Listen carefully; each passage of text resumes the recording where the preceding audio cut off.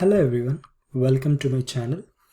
So in this series of videos, I'll be talking about multi-threading in Java, covering all the topics that you see on the screen, starting with why do we need multi-threading, how can we create a thread, we'll talk about executor service, futures, how do we perform exception handling, talk about fork join pool, and finally about thread synchronization. In this video, let's cover the first two topics, like why do we need multi-threading and how can we create a thread using a thread class. Right, let's get into it. So as you can see, I have a simple Java project with the class here and a main method. And now let's try to first understand why do we need multi-threading in Java, right? So before we go there, let's create some classes. So think of a scenario where you have students registering into a portal. Okay, so they give their name, they register into the portal, and you have to save the student into your database. So think of that scenario and let's try to implement that in a simple way. So we'll create a class called student, and this student has a field called name, and we can create a constructor as well which accepts the name field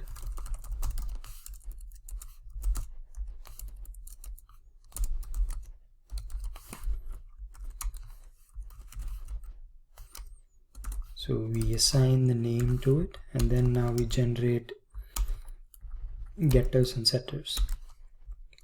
So this is a simple student class, a single field called name. Now let's create another class called a student service class. So this service class is the one which actually saves the student into the system.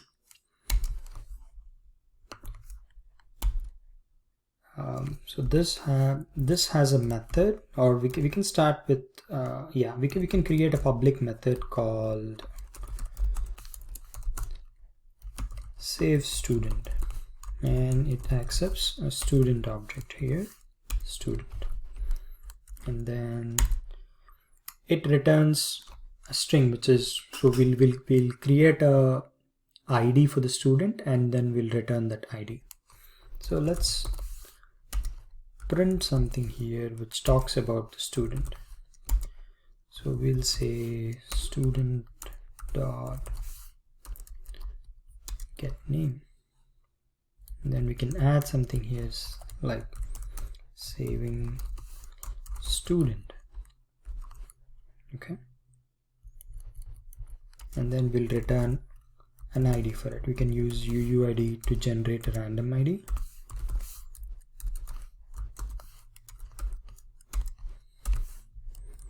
So that's simple, right? Now let's go back to this test multi-threading class here, and then let's try to use the student service. So we'll create a new student.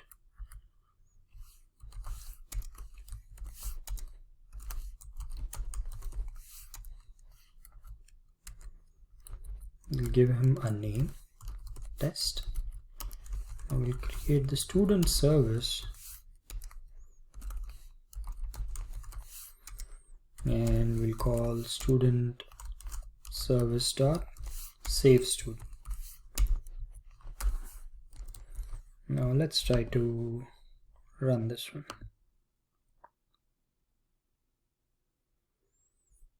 So as you can see, we printed this line saying saving student and then the student name, and then we finished it, right?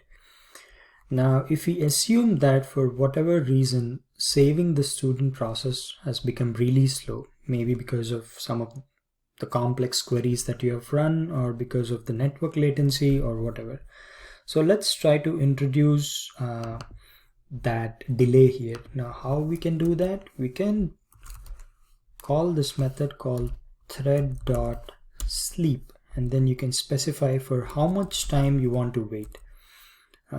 Let's say 1 second. Okay, So this is complaining about something. Let's see what it is complaining about. So it says it unhandled exception.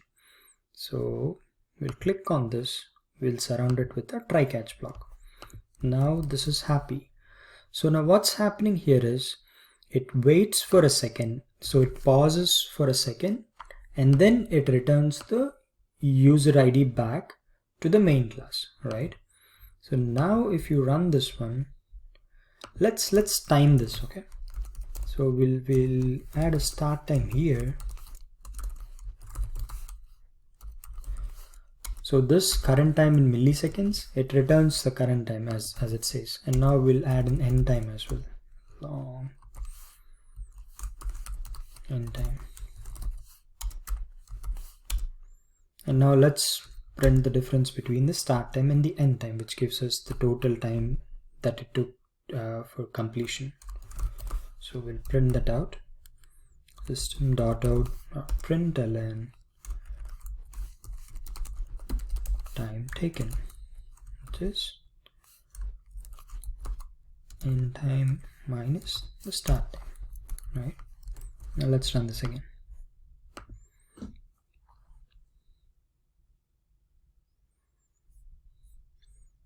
So as you can see, it took 1 second because in the student service we wrote the statement to sleep for a second. So now if you increase it to 2000 milliseconds, which is 2 seconds, and then if you run this again,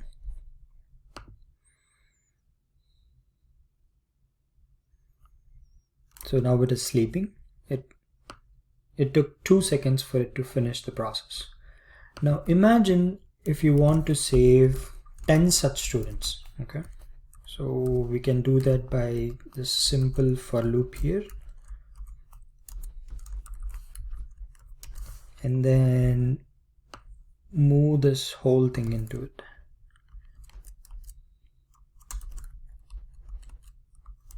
So we don't have to create a student service every time. So you can move this out of the for loop here. So now we are trying to create 10 students here. So if you want to differentiate the name, so what you can do is maybe just append the index there. So now let's try to run this and see how much time it takes.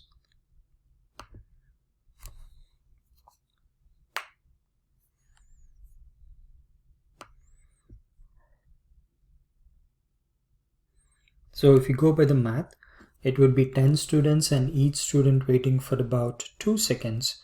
So it would take 20 seconds, right? And if you have 100 students, it would take 100 into 2 seconds each, which would be 200 seconds. So clearly this is not working in case where you have to save more number of students at once.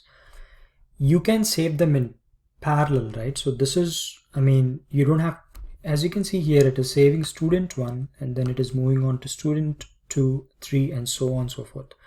So it would be really nice if we can save the students in parallel, right? We can save maybe students 1, 2 and 3 in parallel, or we can save 5 students in parallel. So that would really cut down the amount of time.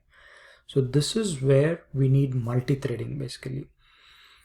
So when you use multi-threading, this process doesn't have to be in sequence. Instead, you can parallelize it, and the extent of how much you can parallelize, that depends on various factors. But let's see how we can parallelize this, okay? So now I'll introduce to this new class called thread. Now let's see how we can create a thread in Java, okay? So to create a thread, it's really simple. All that you need to do is thread, create an instance of the thread class in Java, and then you just have to say thread.start. That's it. It's as simple as that. So you just created a thread and you call the start method. So I'll explain you what the start method is and what's the significance of it. So now let's create some threads and then we'll try to save these students in parallel, okay? So let's create a new class called student thread. So if we have to create a thread, we need to subclass the thread class that I just told you about. So we'll say extends thread, and then we have to override the run method. Public void run.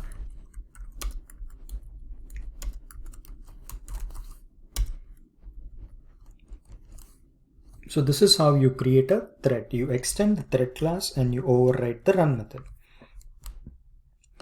Now we want to call the student service from within the thread.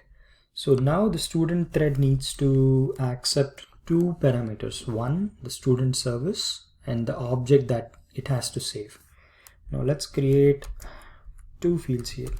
Private student object that it has to save, and access to the student service. Let's create a constructor.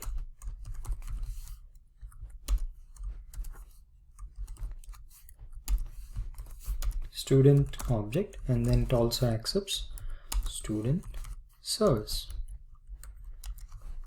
So we'll assign the values to them.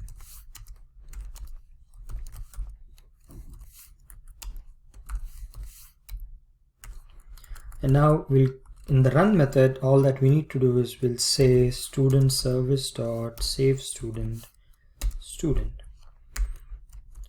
Now if you want to print the name of the thread, we can use this function here. You can say thread dot current thread dot get name. This will give us the name of the thread. So let's print this name.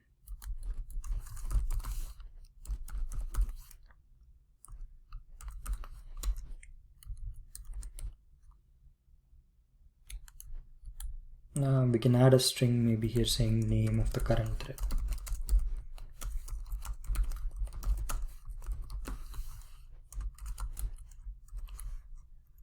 So you're just printing the name of the thread, and then you're calling student service.save student method. So now let's try to create a thread in here.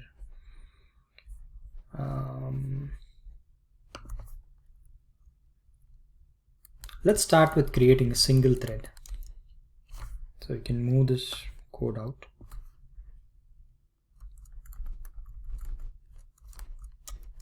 Let's create a student thread. Student thread equals to new student thread, and then you have to pass two fields to it, right? The student and the student service. After that, you just have to call student thread dot start. Let's comment out this for now. We don't need it, or we can delete this now. Now let's run this and see what happens. Now we don't have an index, so we can take this one out.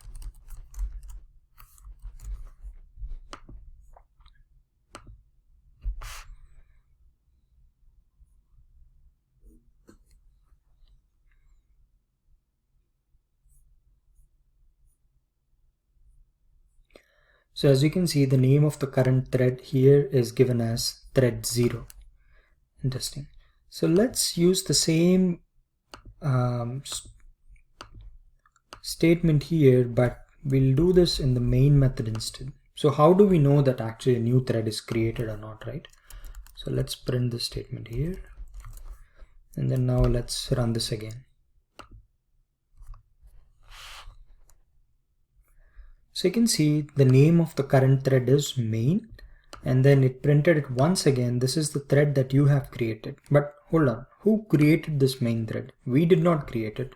The only thread that we created is the student thread right here, right? But we did not create the main thread. So this thread is actually created by the Java VM for you.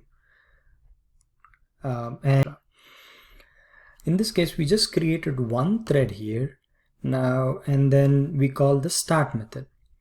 So now we also can set a name to the thread. So all that we need to do is we can say student thread dot set name. We can call this method and then say my test thread. Now if you do this and then rerun this again,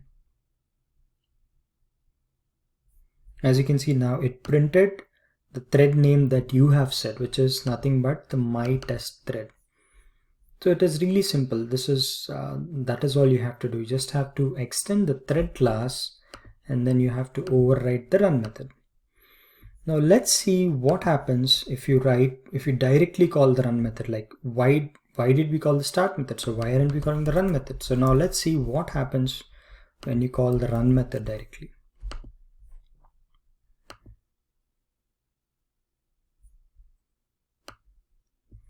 See this one. Now the name of the current thread is again printing as main, but it did not print the my test thread here. So what actually has happened here is, even though you created a new thread here and then you call the run method, so the main thread is the one which actually has run this piece of code as well. So it is equivalent to like creating any other object and calling a method on that object. This is not considered as a thread right now, but it is treated as a simple object. So that is the reason it created the thread name as main instead of my test thread. So in other words, you actually did not spin off another thread here. You just created an object and you invoked the run method on that object. So if you want to actually create another thread and then start it, you should call the start method. So if you read on this again, as you have seen before,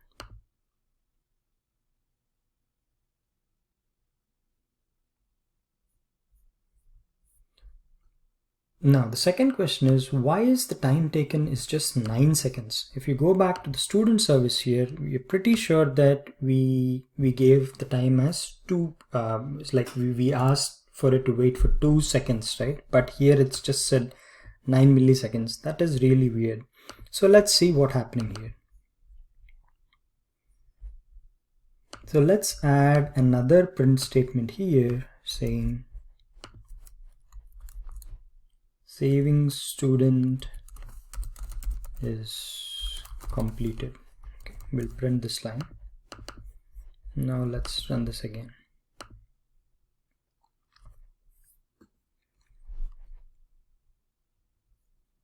Okay, now you see the sequence of steps here.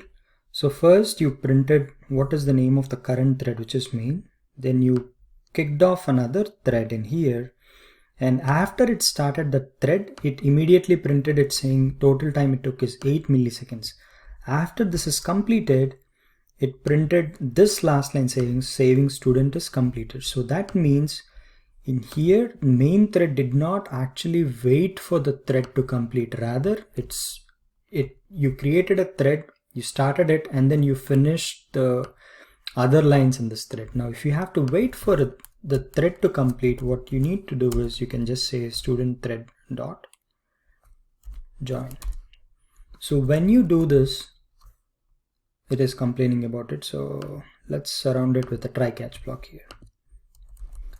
So when you do this, main thread will actually wait for the student thread to complete, and then it will proceed with the rest of the instructions. Let's rerun this again and see what happens.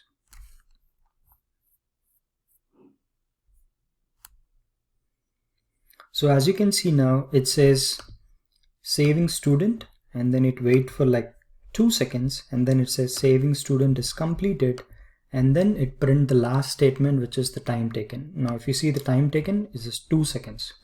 So this is how you spin up a thread, you wait for the thread to complete, and then you can finish the rest of the steps in your main thread. Now let's try to create 10 threads, and then each thread will save 1 student. So how do we do that? Now let's go back, and then we'll introduce the for loop again.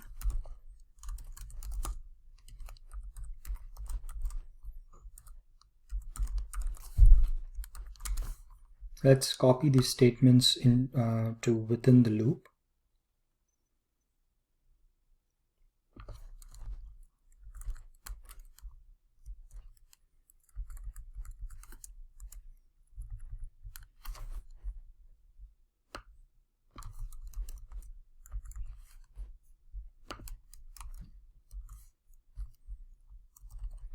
So now you're trying to create 10 threads here, and then so we'll assign something index just to give a different name to the student. Now let's see what happens. Maybe we can reduce the wait time to 1 second instead of 2 seconds. And now run this again.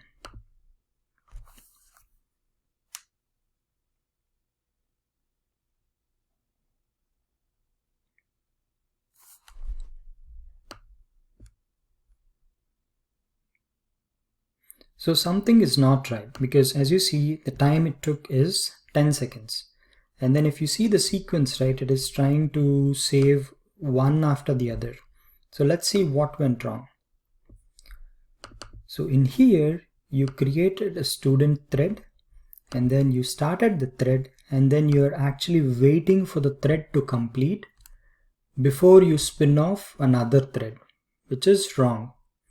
Rather, what you should be doing is you should start all the threads, and after that you should wait for the threads to complete. Let's see how we can do that. So now what we need to do is let's create a list of threads. Okay, maybe student thread.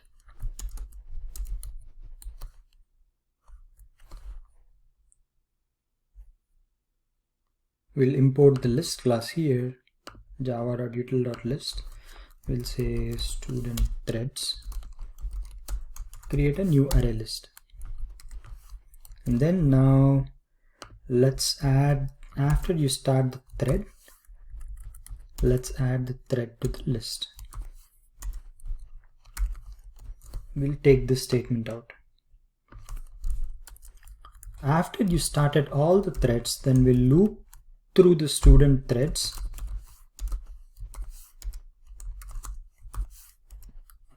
and then we'll implement this. We'll say student thread.join. So now what you're trying to do here is every time after you started a new thread, you're adding the thread to this student threads array list. And once you added all the elements to the list, now you're waiting for the threads to finish to completion. And then after that, you're printing the total time taken. Now let's run this method.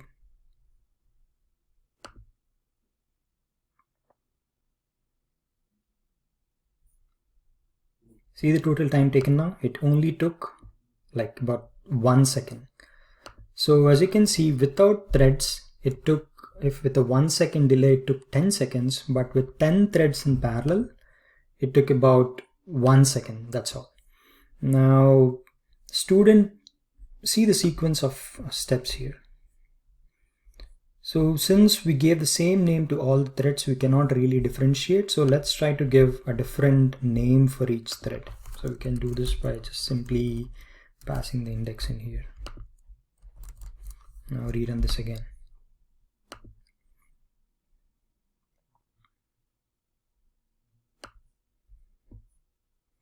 Now let's see what has happened. So as you can see, now it is current thread name is my thread 0, and then before the first thread, now the first thread did not run to completion. As you can see, if you go back to this, right? So you're saying saving student, you're sleeping for a while, and then you're printing this one. But in here, you see that first it kicked off that it is saving for a student, and while it is sleeping, simultaneously another thread has started in parallel, like threads 2, 3, 5 and everything, and then saving student as completed. So you're spinning up threads in parallel, and then you're executing them in parallel. You're not waiting for them. So this is why multi-threading is really important. If you consider this in a real world scenario, right? For example, you need to call another service which actually takes care of saving a student, and then you need to consider the network latency to call that service and the time taken by that service. If it corresponds to, or if it comes up to like 1 second or 2 seconds, and then if you try to save 100 students, you would end up waiting for like 200 seconds, which is most of the cases is not acceptable. So your process has to run in parallel, finish it as fast as it can, and that can be achieved by multi-threading. So that is why we need multi-threading in Java. and this is one way of doing it. So you extend the thread class, override the run method, and then if you want to set a name to a thread, you can do this by the set name method. And if you want to wait on a thread to complete, you would call thread.join method. So that is all we have in this video.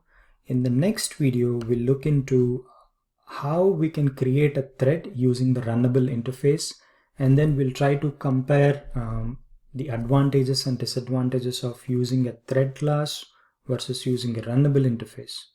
After that, we'll look into the rest of the topics. Thank you very much. If you have any questions or comments, please let me know. I hope you liked this video. Please do share and subscribe. Thank you.